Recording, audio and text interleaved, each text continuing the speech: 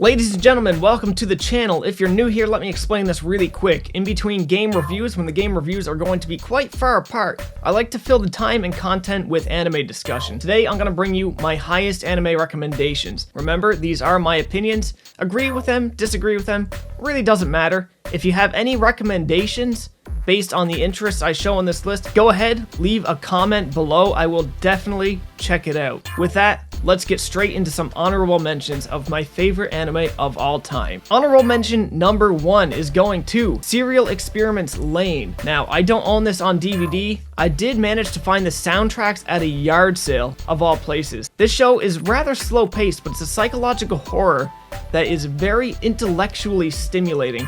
Think of this kind of like The Matrix on crack.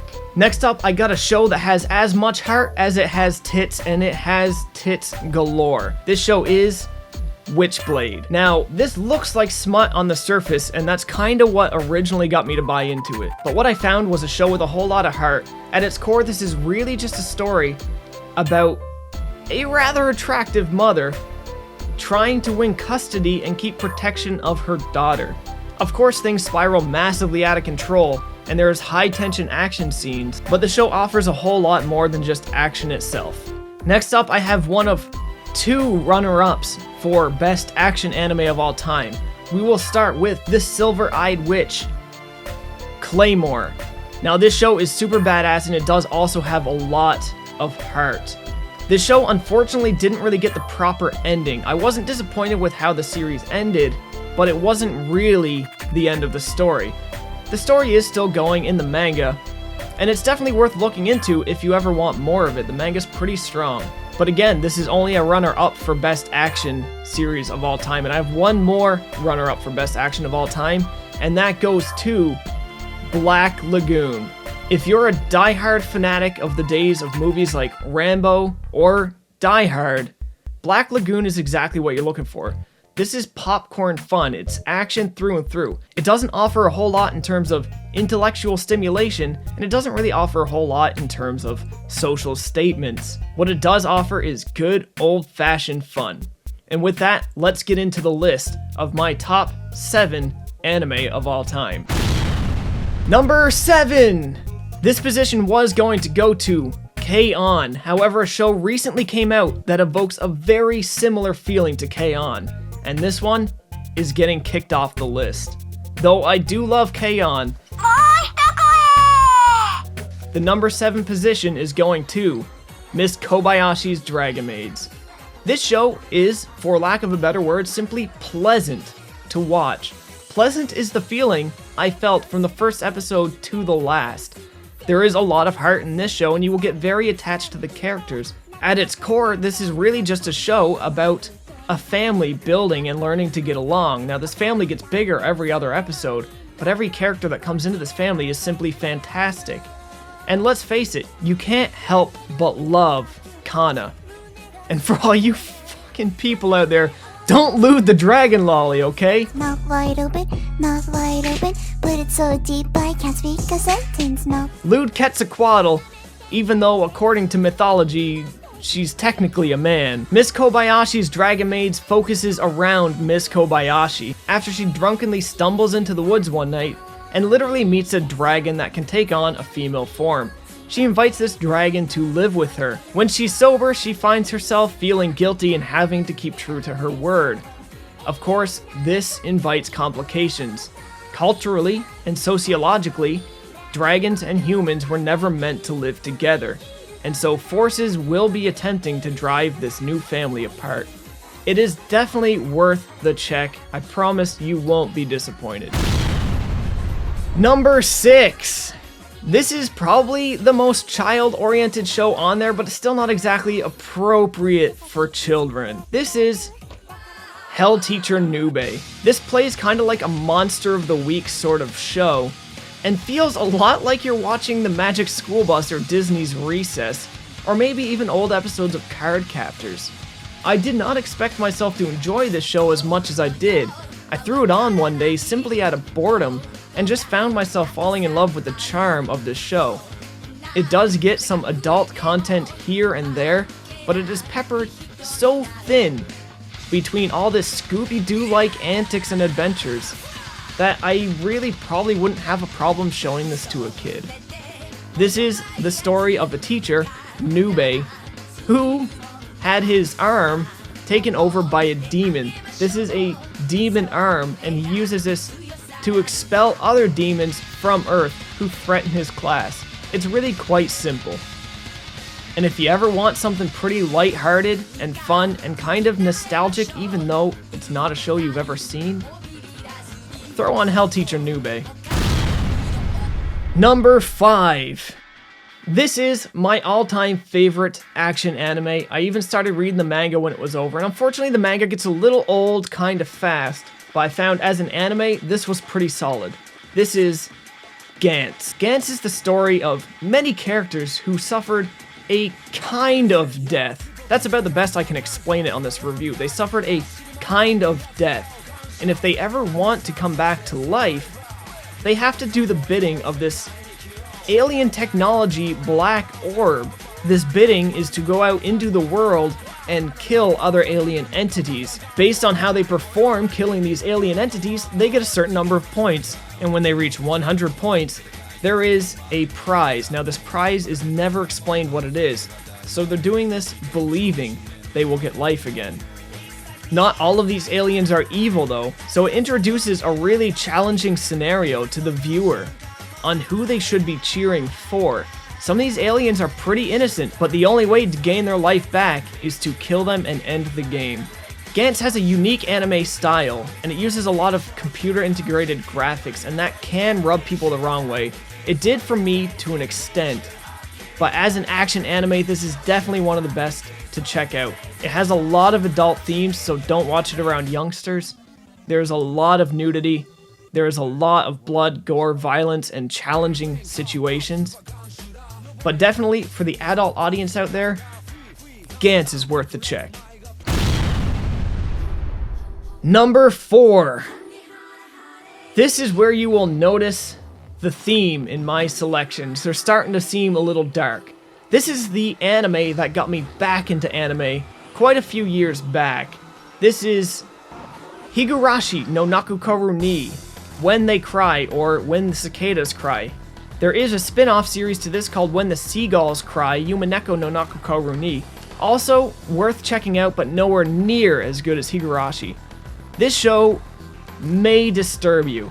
It's very dark, it is very horrific. It's very difficult to understand at first. You will see the same story arc repeat over and over and over again. And while at first it might seem like you're just viewing the same story from a slightly different angle, you will notice the events in the story are starting to change.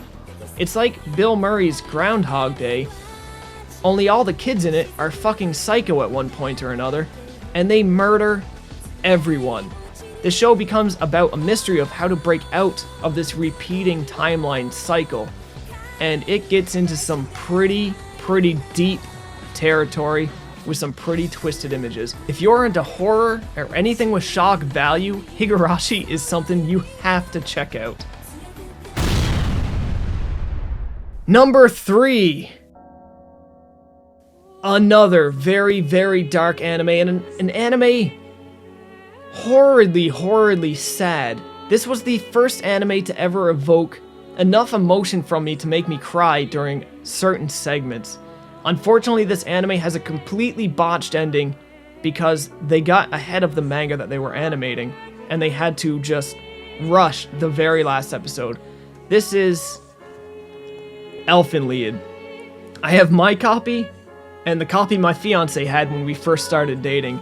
We both mutually love this show. How would you even explain this show? It's about a woman with a split personality and invisible arms that grow out of her back that she can use to effortlessly maim and destroy anybody that comes across her. This is quite possibly the most adult show on this list. It is filled with nudity, it is filled with disturbing themes, disturbing imagery, and it is filled with heart. The second personality of this girl, the one that's not a murderous psycho, is a really sweet, kind of dumb but caring woman She gets looked after by a young man who's really trying to help her just discover herself and find a way to get her back home. He gets roped into this whole undercover plot. Really, I can't explain much of this story, but it's not in the story that this will really leave a lasting impression. It is in the characters, not just the murderous psychopath with a split personality, but all the other characters that they come across with a tragic, tragic history that honestly, not enough filmmakers are brave enough to put in their movies these days. I won't say too much about Elf and Lied. You cannot watch this with a weak stomach or too weak of a heart. This will destroy you. But if you can handle adult themes, disturbing themes, potentially triggering themes, check out Elf and Lied. You will not be disappointed. Number 2. This one has some dark moments, and this will be probably the least known anime on my list. This is, without a doubt, one of my favorite anime. This is Now and Then, Here and There, a show that takes the most drastic turn after the first 10 minutes. A young boy named Shu is literally just practicing his martial arts when he sees a girl and he chases her to the top of this tower. And then all of a sudden, this mechanical dragon shows up out of nowhere, and they are transported into this strange alternate universe on a different planet. Like, it comes out of nowhere, literally out of nowhere. Where he gets transferred to is an area that takes in and trains children as soldiers. The man who controls these children, the dictator, is absolutely psychotic. You will see some imagery that might disturb you. The dead cat scene comes to mind. But this anime will leave such an impression on you and make you see so many issues that you didn't really think of before in a new light. This will show you the horrors of child soldiers in a way that you never would have thought. The second last episode of this left me absolutely bawling.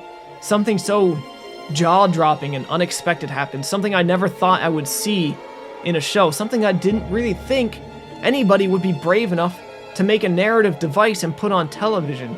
Of course, I've seen this before Game of Thrones was a thing, but this really, honest to God, shocked me and left such a strong impression on me. Now, the whole story is about this kid trying to find a girl who has a pendant that can create water, and water is a valuable resource on this desert planet. Now, this boy is trying to save her from this crazy dictator and simultaneously find a way to get back home. But that story is the least important thing in Now and Then, Here and There. Give this show a check. It's only 11 or 13 episodes. You will not be disappointed. So worth the time. Number 1. If any of you seen a whole lot of What's Around My Room, you probably know this one is coming. My favorite anime of all time, this is so not original, is Neon Genesis Evangelion.